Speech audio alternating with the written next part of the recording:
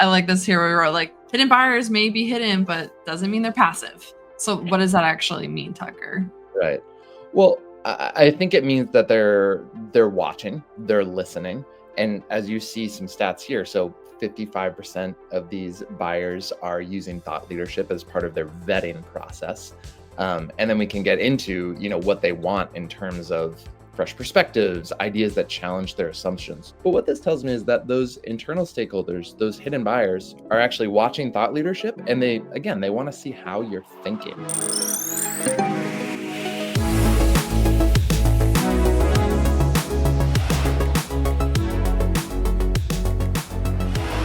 Hello, fellow marketers, leaders, and listeners. Thanks for tuning into this episode of Call to Action. I'm Janet Mesh, CEO of Aimtal and host of this show. In each Call to Action episode, we analyze and discuss the latest trends, tactics, research, pretty much just what's happening in B2B marketing.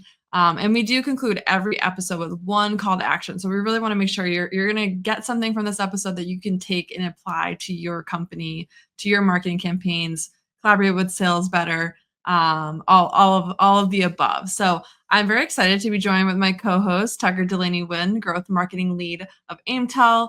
And this is an extra special episode today because we've hit our double digits, Tucker, if call to action. We are officially recording episode number 10 today. We did it. Big milestone. So if you want to introduce yourself, Tucker, and share with the audience what we're going to cover today, let's kick it off. Yes. Hello, everyone. Happy 10th episode, Janet. So excited. I'm Tucker, Aimtal's growth marketing lead. And today, Janet, for our 10th episode, we're going to be talking about two very special subjects near and dear to my heart. Thought leadership content, reasons to invest in it. And we've got a special report from LinkedIn that we're going to dive into. And then also the importance of authority ranking when it comes to AI, specifically AIO, GMO, LLMO, all the acronyms, all of the acronyms for you, but really basically making sure that you can still dominate and make sure that your content is showing up in all of the different AI spaces. So really excited for those topics. And I'll spoil the surprise already because it is our 10th episode. So, when you're celebrating, it's fun to share the surprise early, but we actually created some content for a client back in 2022 that is still to this day, actually, with all the changes online, ranking at the top of search engines on AI mode across channels, especially in Google. So stay tuned till the end because we are going to share pretty much all the secrets. That's our gift to our audience today. It's going to be great. Very excited. All right. Well, I think we can all agree, Tucker, that like our feeds are getting a bit flooded with thought leadership content. I think some people I've heard being like, oh my gosh, another talking head. A lot of content coming out. Sometimes it's not clear if it's like human made or if the AI has created it, especially on LinkedIn. However, I will say it's for good reason. It works. It really does. Like it's happening for a reason why everyone's kind of getting out there and wanting to share their opinion and advice, the hot takes, all that good stuff. And not just on LinkedIn. I think we should stay broad, things like going on YouTube, podcasts. Thought leadership isn't just for one platform. So as you mentioned, we're going to share in this episode, we want to review some facts of this to support our argument. And a recent report, actually 2025 B2B Thought Leadership Impact Report that we're gonna dive into. So LinkedIn collaborated with Edelman to prepare this report. And one of the main findings is that high quality thought leadership is more effective than traditional marketing, is what they found, or product information. So this is pretty wild stuff that they've surveyed almost 2,000 leaders in the B2B space. And yeah, they also talk about this concept of a quote hidden buyer in the buying committee. So we talked a lot about in episode 9 about the buying committee, how to use LinkedIn advertising. And we did touch a little bit on thought leadership side of it as well. But I'm really excited in this episode to just like dive really deep into just thought leadership as a whole and start off with this report. So Tucker, I'm gonna pass it to you. I want to share a little bit more. Do you want to share a little bit more of like who are these secretive folks? Like who's this hidden buying committee? I feel like we always talk about these like, your main points of contact. You're a LinkedIn ad expert. You always know exactly who to target. But who are these like hidden buyers, as they All found in the these report. hidden buyers in trench coats lurking down dark alleyways trying to buy what's their deal? So yeah, no, these are internal stakeholders. These are, the folks from your buying committee. They're just not your primary, target person that you're going after. So these are different people in your buying committee that significantly influence purchases, even if they aren't that primary user of the product or service. So think about job functions like finance, operations, legal, compliance, procurement, all those different folks who touch budgeting, who touch the money, who are making sure that everything's legal and compliant with what you're doing. That's a lot of who these hidden buyers are. Um, of course, these are the people who are not the first ones who are going to show up in sales meetings. And they're certainly not going to be the ones who are talking the most in sales meetings. But they have a huge impact. And we know that because this report shares that 40% of B2B deals end up stalling because of internal misalignment within these buying groups. So, what does that mean? That really means that these internal stakeholders are not fully bought in, or their needs are not being met during sales discussions. So what's that telling us is that basically these internal stakeholders, these hidden buyers, have almost just as much influence as the primary buyer that you're trying to speak to and work with. So yeah, really Yeah, important segment it that we makes need to sense. explore. Yeah, absolutely. Like, they're not the obvious decision maker, but they hold significant sway, especially if they're on the procurement side. Like, they're not going to be sitting in all those meetings, analyzing the solution, your product, service, hearing all the pitches, but it comes across their desk, and you need to make it easy pretty much for them to make a decision to want to choose and pretty much align with what the rest of the buying committee is encouraging. Mhm. Um, so I guess I you mentioned, like, kinda like they're not part of that sales process. Like, why do you think that maybe, and this actually brought up in the report too, but curious of, like, why are they often overlooked in traditional sales and marketing, like, approaches and tactics of, like, thinking about the full, like, pretty much lead to customer journey?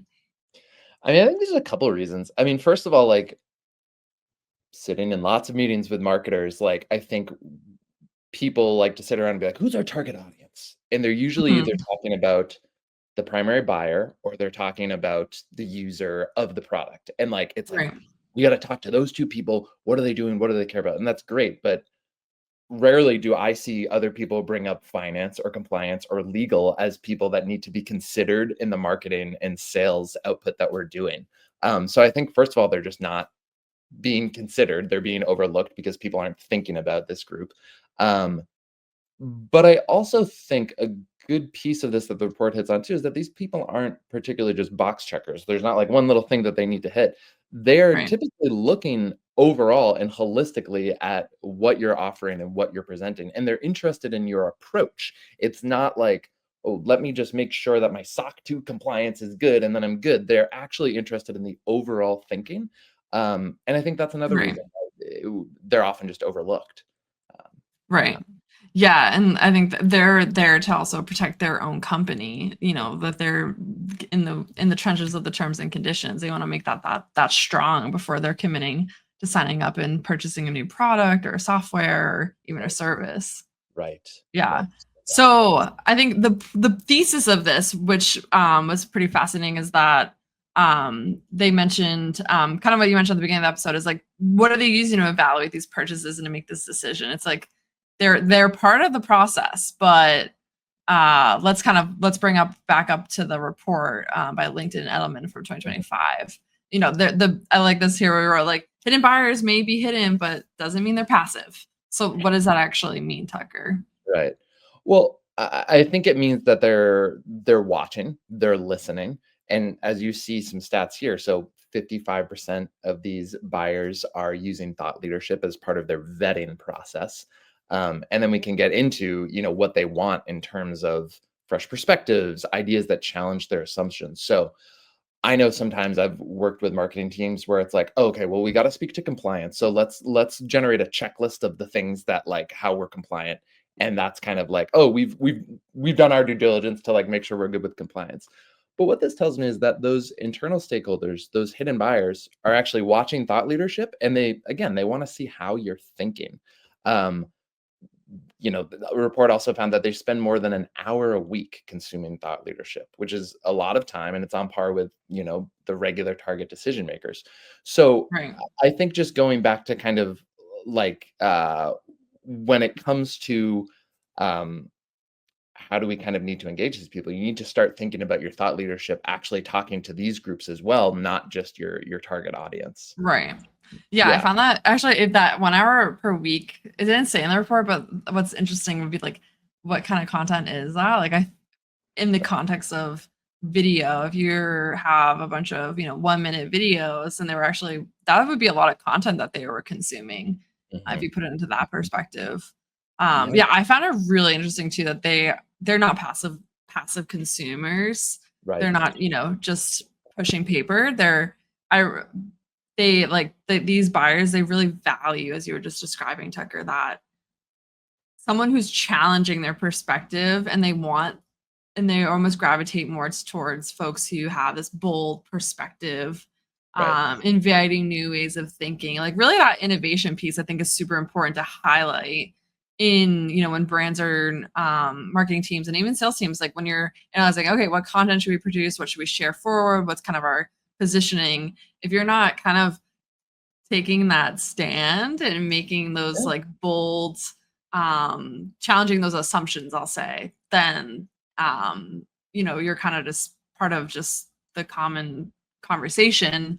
And I think, these folks, it was pretty clear in this report, they said that they didn't want their ideas or existing thinking should just be like validated. They really wanted to be challenged or see someone who's also thinking through things in a different way and wanting to partner with those folks. So right. crazy, pretty. I mean, when you hear it all, you're like, it makes a ton of sense. But that's why I love bringing up the facts to prove the points. Yeah, and it's like when you think of AI too, like at least right now, a lot of AI doesn't inherently challenge your thinking. Like you go to Right, AI to help give you stuff you want, but we know that it's programmed to kind of like support you and validate you. That's right, kind of how that stuff is yeah, designed. So it's interesting that these people want the opposite. They want to be challenged, and right, that actually helps build trust. And I think that's like a really key point that you're hitting on there, Janet. right. But that what's actually what's fascinating about that point is too is like that's the differentiation between human versus AI content is that we come in with like the new way of thinking, the bold ideas.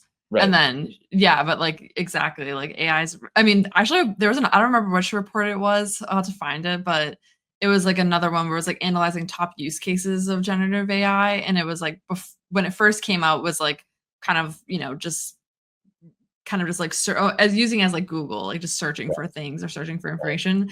And now it's like change where like one of the top use cases is like using it as your therapist or like your validating it. So that's kind of like to your point, like people are using it to more like validate their assumptions and their way of thinking instead of challenging themselves. You can use Right. it to challenge, but You yeah, can, and I was thinking that too. Like, to be fair, I know some people are like, "I use it as a sparring partner," but, like, right, if you have to ask something to challenge you, you're right, not they're not really challenging you. They're like, "Oh, you've asked me to challenge you." So, as opposed to someone who's just authentically being like, "I'm gonna push back. This is how I feel."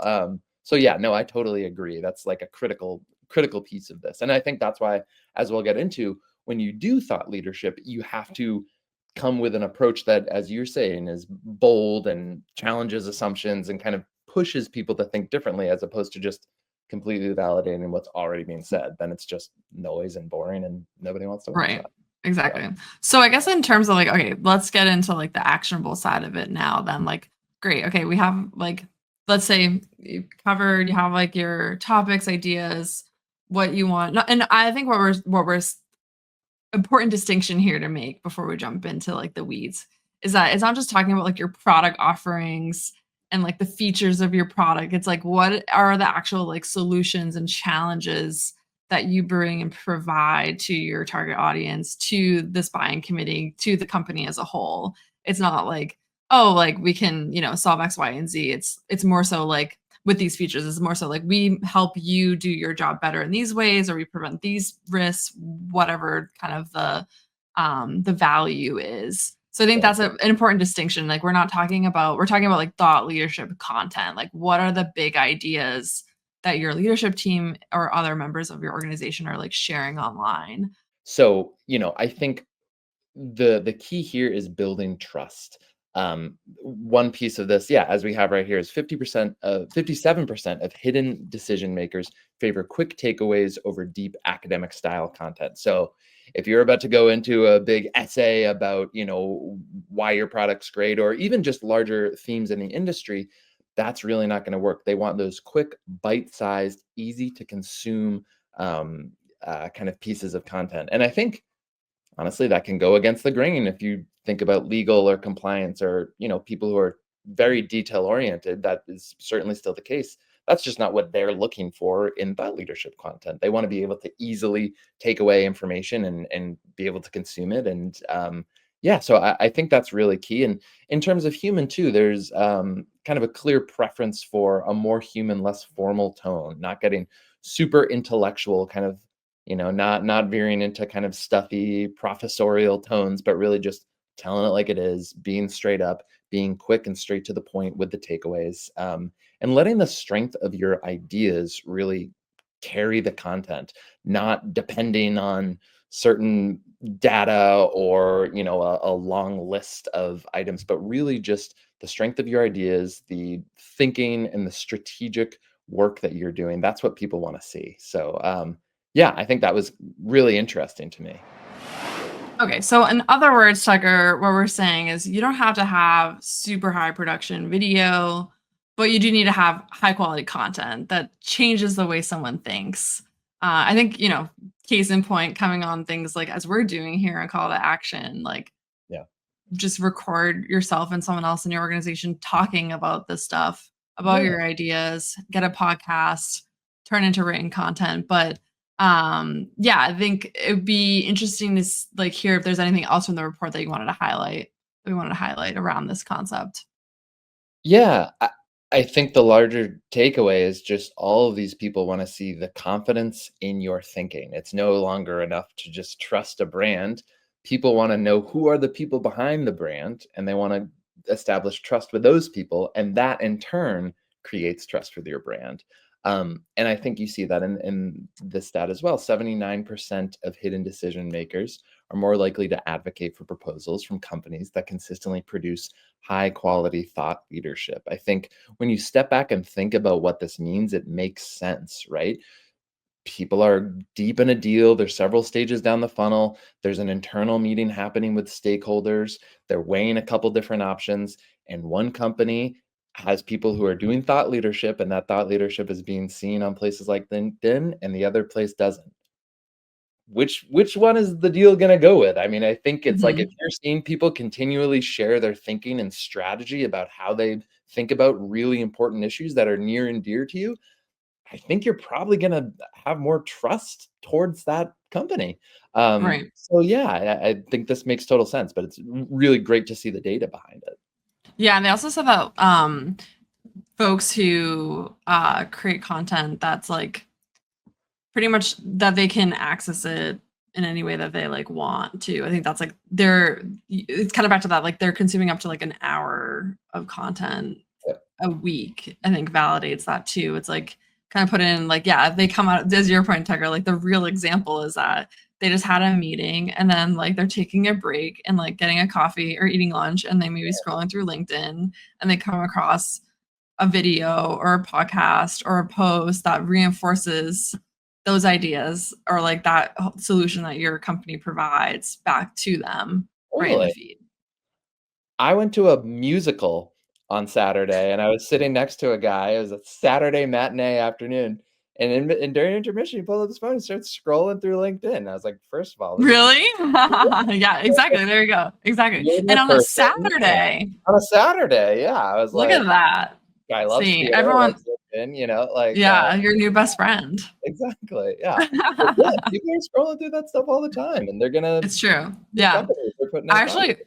I also heard that on a recent our own sales pitch in the CMO we were chatting with was oh, there's been so many times that I've been on in a boardroom and the person, I don't know why they brought this up, but they were they told us this exactly. They were there's been so many times where I've been in a boardroom and then they just start scrolling through like Instagram or on like LinkedIn. Oh, it was because we were sharing like how to create video clips and like the importance of video clips, which we're talking about in this video.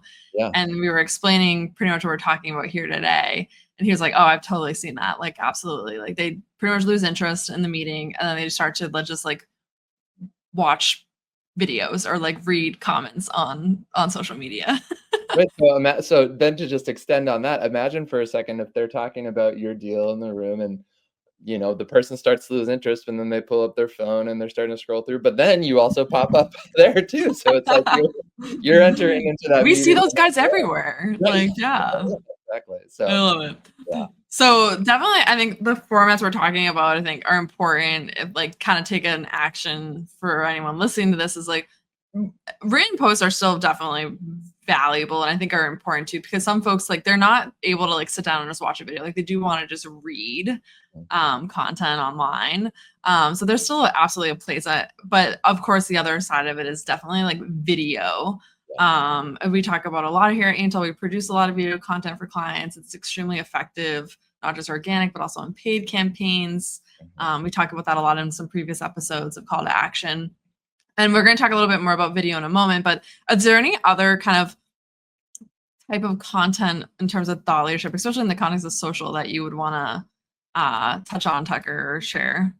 Yeah, I've got to go back to the combo we had with AJ Wilcox in our last episode. As I like to say, do not sleep on comments. In fact, if you're starting out with thought leadership, that's where I would point you to first. Start by commenting on other people's posts rather than your own. And as AJ mentioned, LinkedIn now actually provides an impression count on comments as well. So you can start to see how many impressions are my comments getting. And I think that's also a signal from LinkedIn of how much they are valuing discourse and conversation within certain posts. So comments are a great place to start. But the thing I'll also caution people there is a comment that's like, love this, totally agree, happy birthday, like, love what you're doing. That provides no value because what did we talk about earlier in this combo, Janet?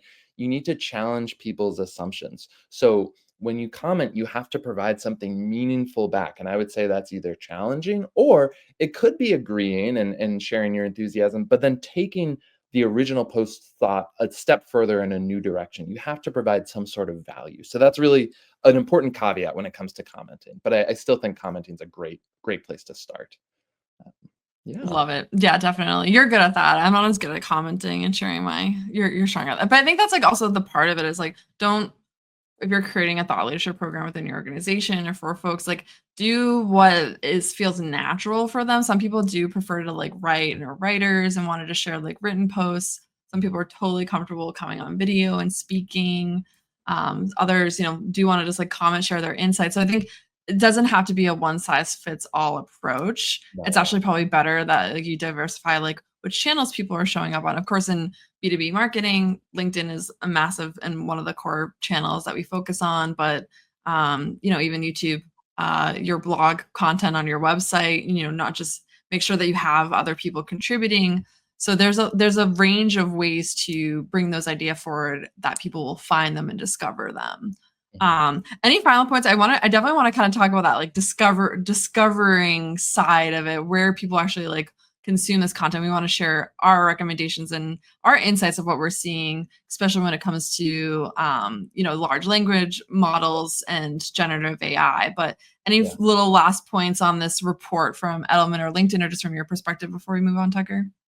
Just for people who need to help other people at your organization do thought leadership, I want to provide just two quick kind of tips of how to do this, because it's one thing to be like, oh, I'm going to do my own thought leadership, but then a lot of marketers out there have to help sales leaders or organizational leaders do thought leadership, and I think that's even harder. And I wanted to just share two kind of ways that I like to start in terms of like teeing these people up to make it really easy to get them to either write about something or talk about it.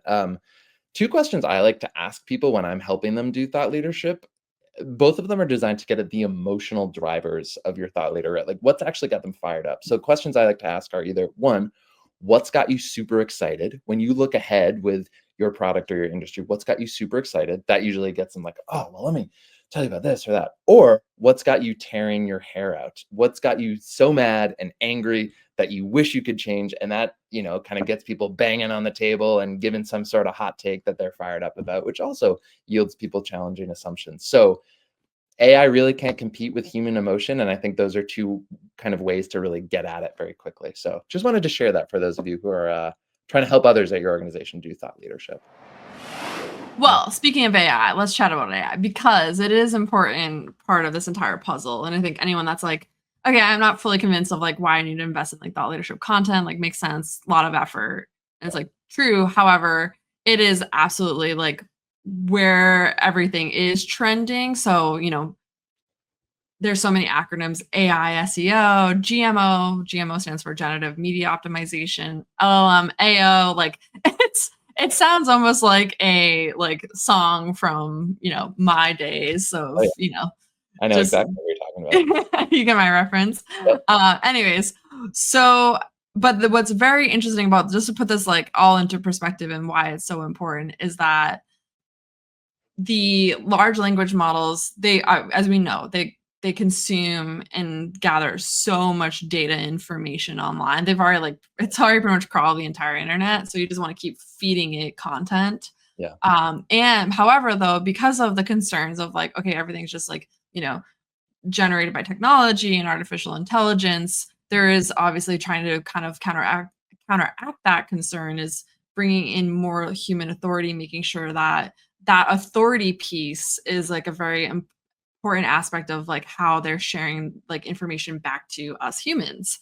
Yep. So what I mean by that is like, in terms of large language model optimization, or LMO, and AI SEO, all the acronyms, what we're seeing is that, one, like human authority, like content from humans, and sharing that across channels is becoming like pretty much one of the main ways that they're pulling that in to share it forward. So it does, like, why is that? Because it contributes to like building trust, establishing credibility, ensuring like there's like visibility for not just the brand, but the people of the brand. Mm-hmm.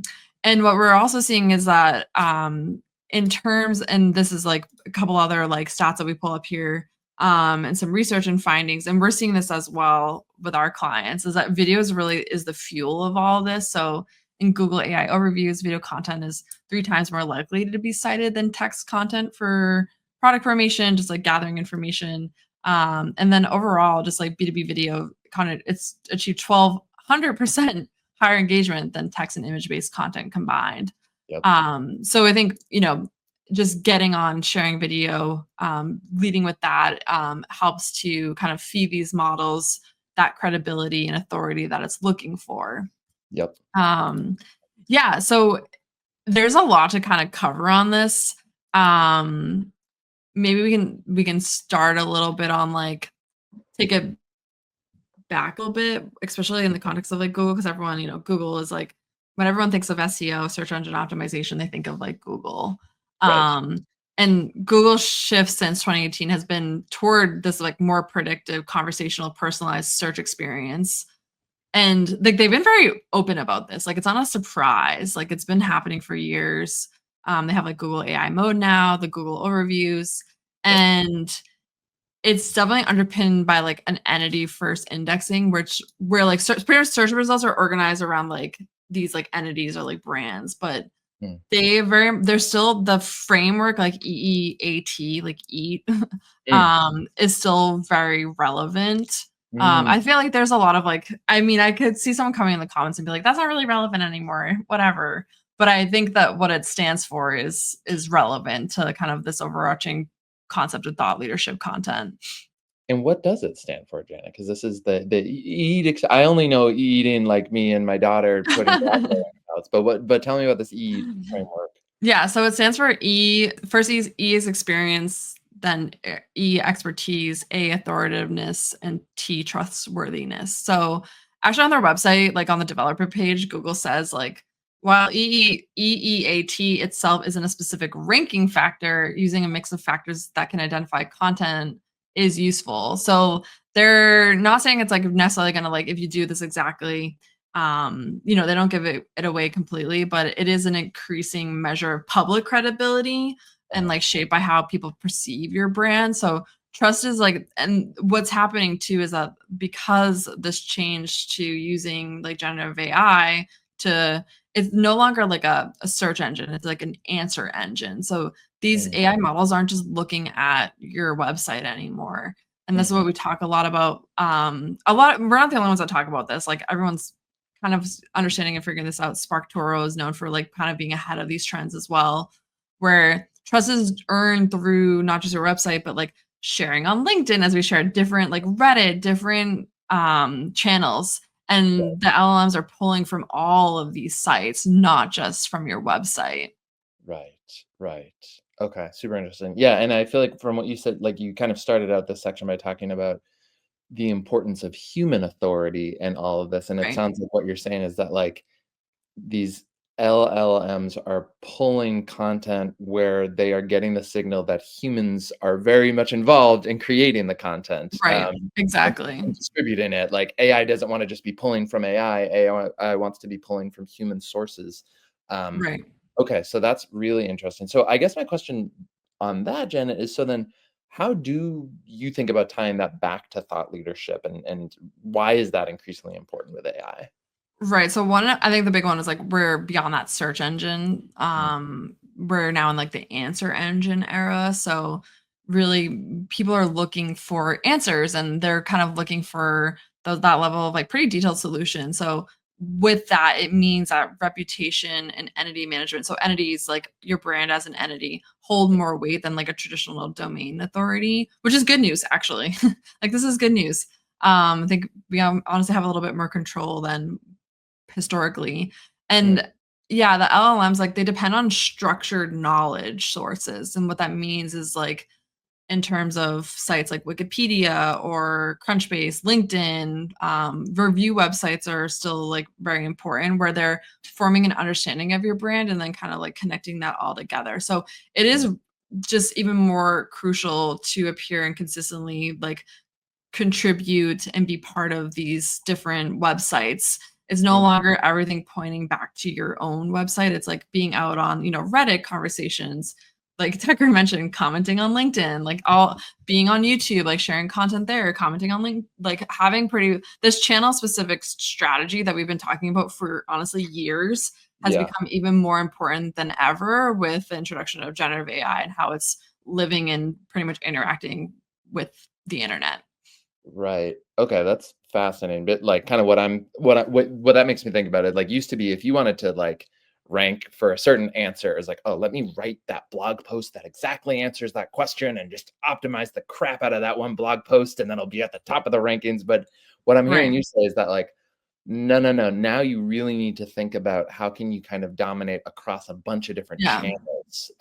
I mean, I would say that blog articles are actually still important because you want to like connect that authority back to your brand and your company or like the people of your company. So like for example, you want to give people like the byline of the authorship of that article and then Mm, like connect it into if there's a video even better that you're like linking those together right. and then sharing that on social media or other channels and like Yep. pretty much creating this like hub and spoke approach like the traditional Mm, hub and spoke model of SEO and like content planning is actually like even it kind of I feel like it fell off a little bit but it's actually like exactly what you should be doing of like mm, identifying that core idea like those big ideas the way you're yep. going to change people's minds as we were just talking about and then Right. creating all the content but not just on your website but thinking expanding outward of like okay what is this like multi-channel marketing plan and distribution that we're going to take and then repurpose that content and share across a variety of channels. Okay, love that. Yeah, no, that makes total sense. It's still critical to have that blog there, but then building on top of that Yeah. across channels, across topics. Right. Total Yeah, so sense. it's like if you think about it this way, it's like the more your brand is mentioned, linked, and associated with trusted sources, the more Mm, likely it is to be cited by AI systems.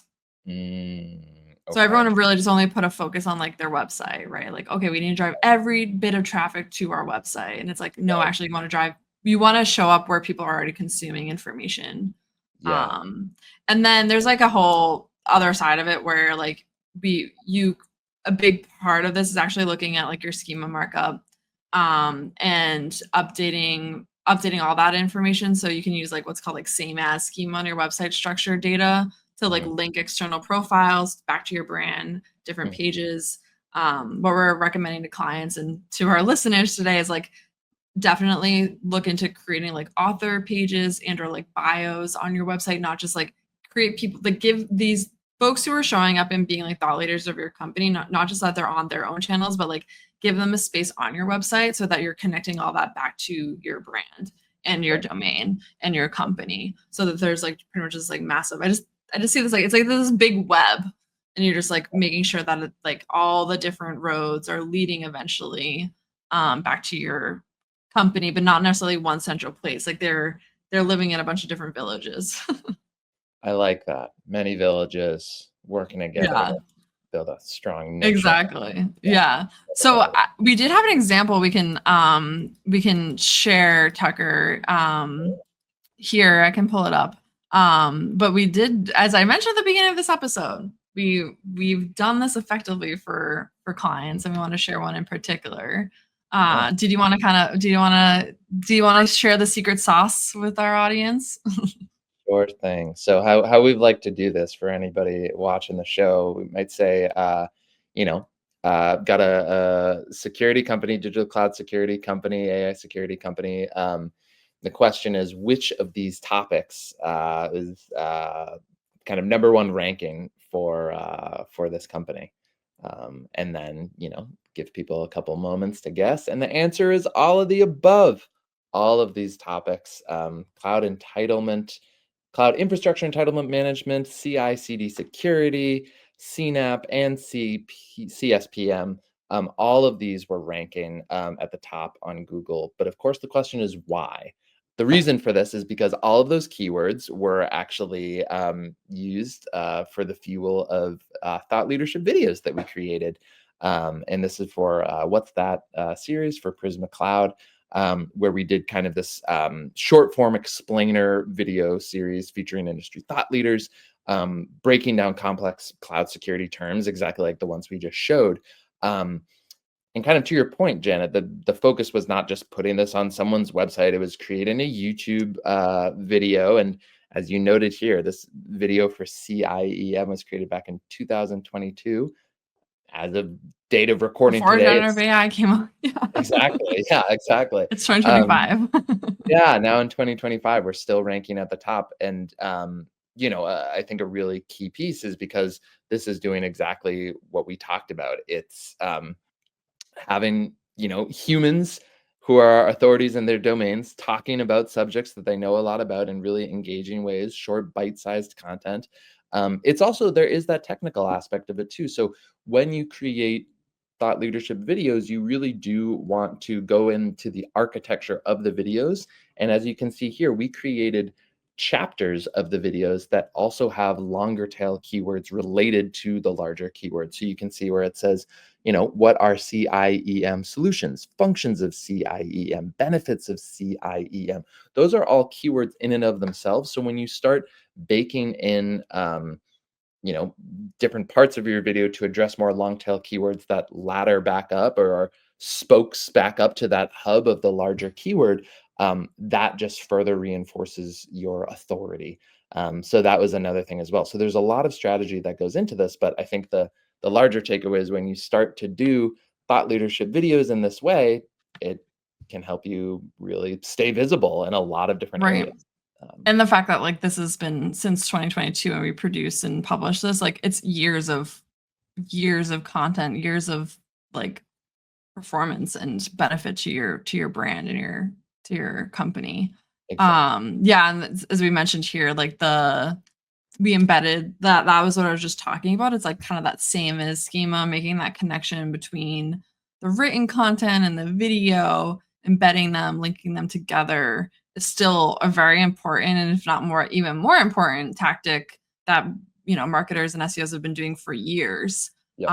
So I think all this is just kind of like the things that we've been doing for a long time have worked and continue to work and are continuing to be even more important to build into your strategies and your tactics and plans. Yeah, and then this one here that we have on the screen, we're showing it's the what is CIEM, and it's the AI overview of Google, and it's literally like this content is at the top of the page, the pillar content that they had around this exact question that folks are asking, and then giving that response. So our client, Palo Networks, they're at the top of the list there.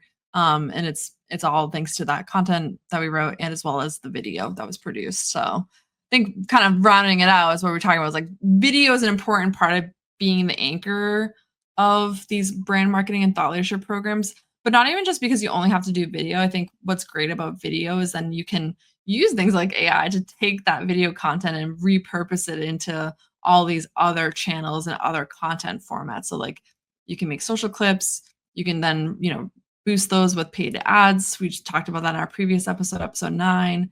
Then turn all that like verbal content of someone just talking, turn it into a blog article, pull out into audiograms, create social content around it. There's you pretty much are creating like a minimum of 10 pieces of content from one recording. So that's why we're really big advocates of that. Especially just kind of like operationally for companies. Hopefully makes it a little bit, it's still a good amount of work. I don't think we've like solved that. I think that's what's important to highlight. Like it's going to take time to create all this and put it out, but at least you're not reinventing the wheel every time you have a new idea or positioning of something. So Exactly. Yeah. So there you go. There is the full thing, the experience of it. And we've done for other clients too. We're helping create like their own, for their executive leadership team members, creating video and written content and helping to like create that on their behalf, and especially on LinkedIn, and reporting on that. And it's been the top performing content actually the past 6 months in connection to their brand content. So yeah. All right, Tucker. Well, we covered a lot. Definitely exciting to see how important, thought leadership is, and what it's starting to be pretty far reaching across not just, showing up and sharing these bold ideas. It's really convincing people who are part of these buying committees, making these decisions to spend budget, hire, other companies, products and services. But also the LLMs are using it as their own. Like generative AI is very much wanting and needing this information too. So if we haven't convinced you of why you need to invest in thought leadership programs, do let us know, because I would love to hear what the objections are. And if you're feeling like it's a little bit too much, Aimtal is definitely a marketing agency that can help you with that and build that out and help you execute, bring this into reality for your company. So as we always do, Tucker, a lot of information to digest today. But let's close out this episode and provide one call to action to our audience. So what would be your one thing someone should take away from today's episode? Post a comment on LinkedIn. Start small. And like I said at the top, don't post "love this" or "congrats Joey on the new promotion." Leave a meaningful comment that adds value to the original post you're commenting on, either challenging it or taking it in a new direction with either some insights or, personal experience or perspective of your own. But leave a comment on LinkedIn. It's going to be easier than you think, and that's a huge step towards engaging in thought leadership. Yeah. So there Absolutely. you go. I'm gonna have to. That's my goal for this week then. Yeah, leave a comment. Okay. There you go. Leave a comment. Love it. I think that.